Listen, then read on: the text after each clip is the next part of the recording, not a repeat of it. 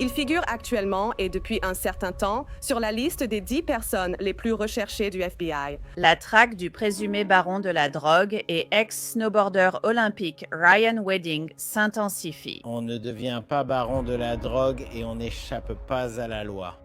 Ne vous y trompez pas. Ryan Wedding est une version moderne de Pablo Escobar. Cette photo récemment publiée et la promesse d'une récompense de plusieurs millions mèneront-elles à sa capture? J'examine la question.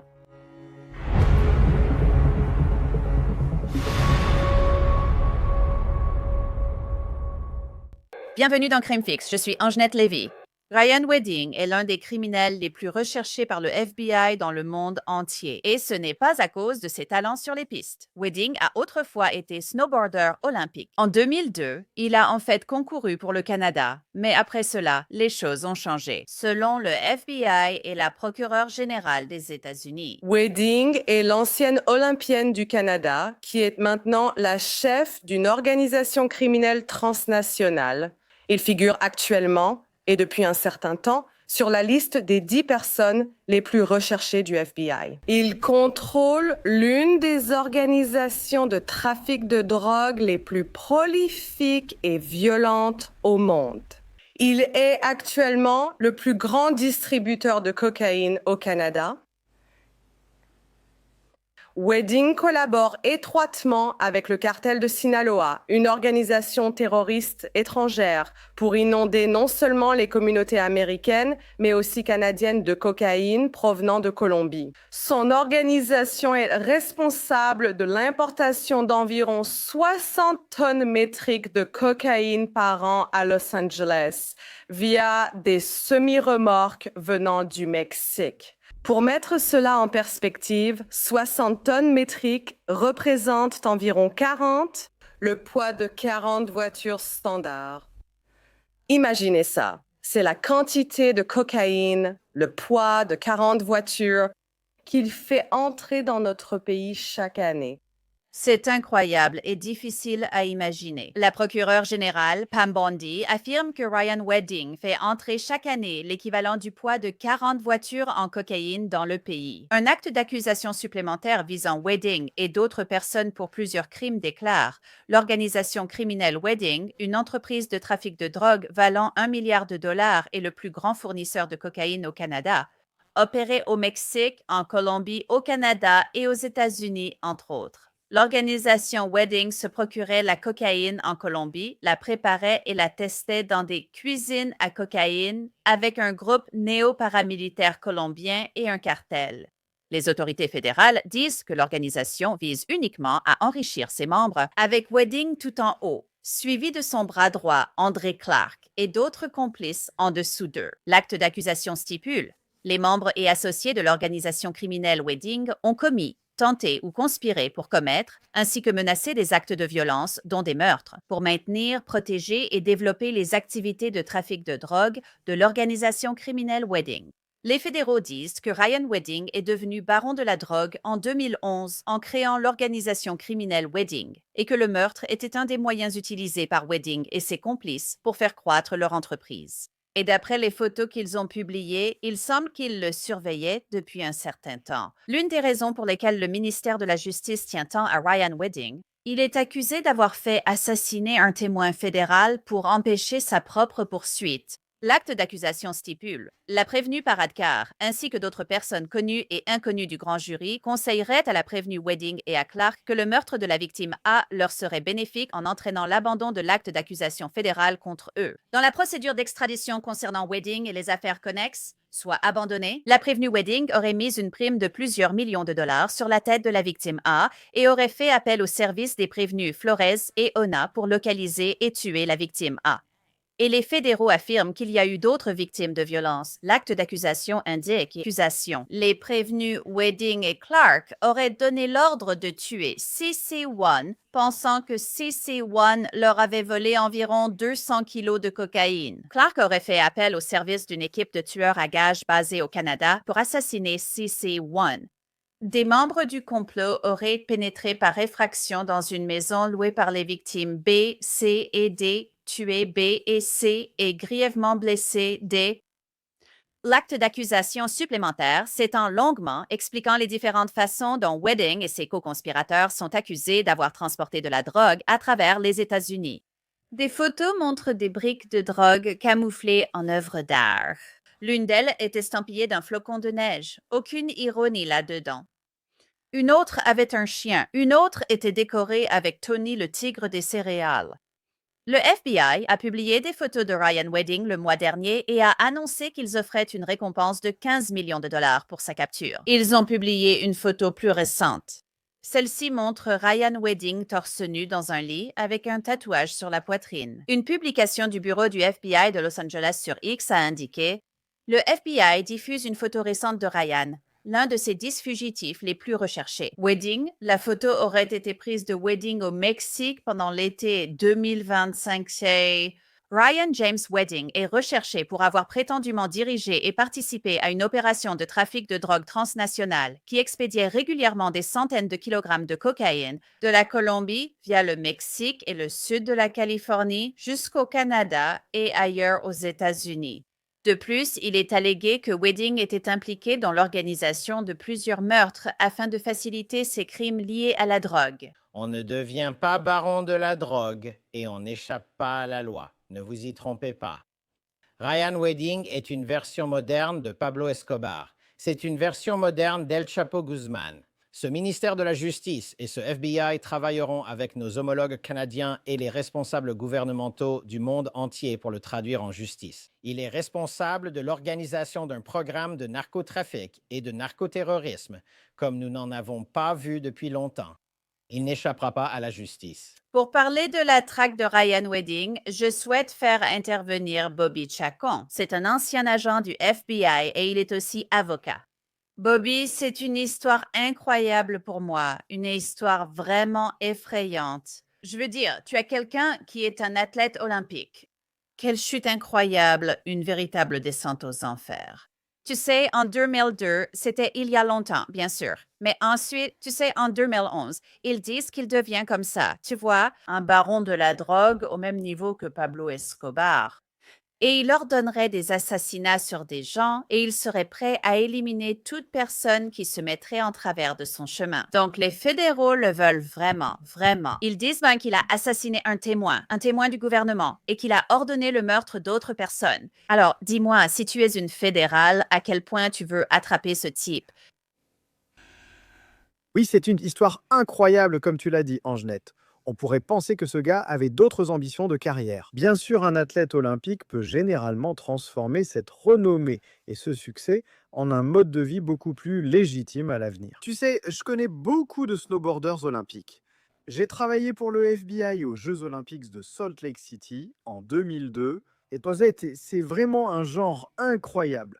Je ne sais pas si on peut appeler ça une chute de grâce ou une ascension vers le haut du crime, mais c'est certainement une histoire incroyable. Tu sais, je connais les snowboarders, c'est un groupe détendu, contrairement au monde dans lequel il était. Ce sont un peu les surfeurs du monde de la neige. Tu sais, ils sont tous amis, et ce sont des gens très détendus. Voir quelqu'un issu de ce monde-là, puis devenir ou être accusé d'être vraiment, tu sais, un chef de cartel international impitoyable, assassinant des gens au plus haut niveau, si tu veux, c'est vraiment une transformation incroyable. Un parcours qui, tu sais, l'a évidemment mené sur la mauvaise voie. Mais oui, ils le veulent vraiment. Ils le veulent vraiment. Je veux dire, ils offrent une récompense de 15 millions de dollars. Et je pense que ta façon de dire transformation est probablement plus juste que chute, c'est certain. Ce qui me frappe vraiment, c'est ce que tu as mentionné. Quand je pense aux snowboarders, je pense à des mecs détendus, tu vois. Vraiment cool. Je ne pense pas à quelqu'un qui va commander des agressions et agir en gros comme un voyou, et c'est exactement ce dont on l'accuse, d'être un voyou de haut niveau. Cette nouvelle photo qu'ils ont publiée de lui, tu sais, allongé dans le lit, il est là, il a son tatouage, il est torse nu. Je la regarde, ça ne semble pas être un selfie, même si c'est possible. Je ne sais pas ce que ça te dit à toi.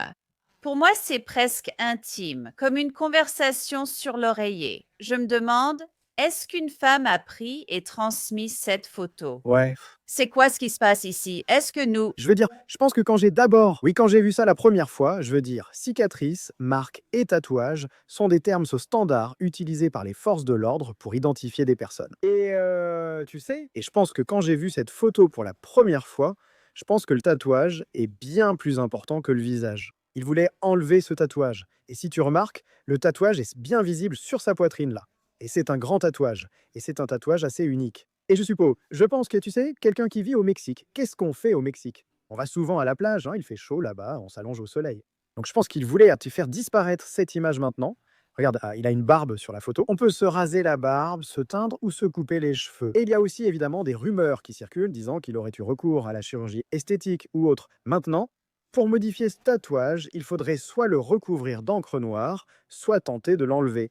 Mais cela causerait des cicatrices. Toute tentative de modifier ce tatouage serait évidente. Donc si vous voyez un gars avec un tatouage comme une grande tache noire de ce côté de la poitrine, c'est un indice, c'est un signe révélateur. S'il tente de le modifier, cela laisse souvent des cicatrices, ce qui reste visible. Donc, je pense que son visage sur cette photo est moins important que le tatouage. Je pense que c'est ça qu'il voulait montrer, c'est ce tatouage, car au Mexique, le climat pousse souvent les gens à se promener torse nu. Je pense que même s'il modifie le tatouage, cela se verra aussi. Vous pouvez changer votre apparence faciale en prenant ou en perdant du poids, en vous rasant la barbe, en laissant pousser une barbe, en changeant la couleur de vos cheveux ou en vous rasant la tête. Mais le tatouage est une marque corporelle beaucoup plus permanente. Et si vous essayez de le modifier, cela reste aussi une marque permanente. Je pense qu'en voyant cette photo pour la première fois, je me suis dit, ils veulent vraiment que ce tatouage soit bien visible du public. Eh bien, le tatouage, je pense que tu as raison, c'est incroyablement important. Incroyablement important. Mais je m'inquiète pour la personne qui a peut-être pris cette photo et l'a transmise. C'est juste que, et on dirait qu'elle a été un peu modifiée là, peut-être avec des filtres ou quelque chose comme ça. On dirait qu'elle a été améliorée d'une certaine manière. Et je suis sûre que les fédéraux n'ont pas fait ça. Je suis sûre que la personne qui a peut-être pris la photo a fait ça. Enfin, c'est un type dangereux, prétendument, je devrais dire. Vous savez, il a été inculpé, mais ce qu'ils allèguent dans cet acte d'accusation, c'est genre des trucs qu'on entend dans les films de mafia. C'est des choses qu'on voit sur Netflix, vous savez, dans Narcos ou quelque chose comme ça. Mais ce sont des choses qui arrivent dans la vraie vie. Combien de personnes, penses-tu, au sein de son organisation coopèrent? Nous avons des complices non inculpés, impliqués et nommés dans cet acte d'accusation. Donc, quelqu'un a forcément retourné sa veste contre lui à un moment donné. Eh bien, oui, je veux dire, et c'est toujours comme ça avec ces types. Et ils le savent aussi. Ils savent que plus l'organisation est grande, bien sûr, plus tu gagnes d'argent, mais aussi plus tu as de ramifications éloignées dans ton organisation, qui sont vulnérables à l'exploitation par les forces de l'ordre parce qu'elles sont à un niveau inférieur, elles ne gagnent pas autant d'argent. Elles font très souvent des trucs de main à main qui vont les faire arrêter. Et donc, vous savez, plus l'organisation est grande, plus il y a d'opportunités pour les forces de l'ordre. Il faut attaquer ces périphéries, ces tentacules périphériques de l'organisation, puis remonter petit à petit. C'est ce que nous avons toujours fait, et c'est ce qu'ils font maintenant. Et jusqu'où vous montez dans cet organigramme va déterminer votre succès dans la poursuite. Vous savez, les gros bonnets, comme il est censé l'être. Vous savez, pourquoi est-ce si difficile d'attraper ce type? Je veux dire, c'est un seul homme. Je veux dire, il est évidemment assez intelligent pour faire grandir cet empire. Je veux dire, il était assez intelligent pour développer cette organisation. Il ne doit pas être idiot, mais ça reste un seul homme. Alors, pourquoi est-ce si difficile de le trouver? Parce que beaucoup des photos qu'ils ont publiées ressemblent presque à des photos de surveillance. On aurait dit qu'ils l'avaient surveillé pendant un certain temps. Eh bien, en un mot, l'argent. Vous savez, quand on est un fugitif, on parle toujours d'argent, de l'importance de l'argent et généralement d'argent liquide. Mais l'argent t'offre une protection, l'argent t'offre une sécurité, l'argent t'offre, vous savez, des policiers corrompus ou des juges corrompus ou des maires corrompus. L'argent t'offre beaucoup de choses. Et le niveau auquel il aurait opéré, selon les allégations, représente une somme d'argent monstrueuse. Et donc, l'argent t'achète cette protection. Il t'achète cette capacité à rester hors du radar. Ah, vous savez, même si tu es sur le radar, à acheter le radar. Et donc, en un mot, c'est l'argent qui rend la poursuite de cet individu en particulier difficile, s'il agit effectivement au niveau auquel on prétend qu'il opère. Parce que, je veux dire, quand on parle de Pablo Escobar, on parle de gens à ce niveau-là. El Chapo, il a été, vous savez, le cartel de Sinaloa, vous voyez.